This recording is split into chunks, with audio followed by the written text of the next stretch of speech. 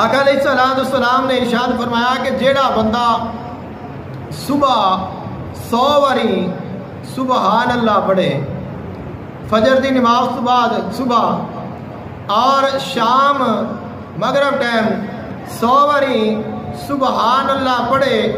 اللہ تعالیٰ انہوں 100 حج دا ثواب عطا فرمائے گا۔ یعنی اسی اگر حج نہیں کر سکتے تو اسی ایسے اعمال ضرور کر سکنے ہاں کہ جڑے عملہ دے نال ساڈیاں جڑیاں نیکیاں نے یا او جڑی فضیلت ہے اسی اس نوں پا سکنے ہاں، اور میرے تے کوئی زور بھی نہیں لگتا، محنت بھی نہیں ہوندی، اور فضیلت تو وہ ہے جو اللہ دے رسول نے عطا فرما دیتی۔ آقا علیہ السلام دی زبان دے وچوں جو نکل گیا وہ حق ہے، جو آپ نے فرما دیتا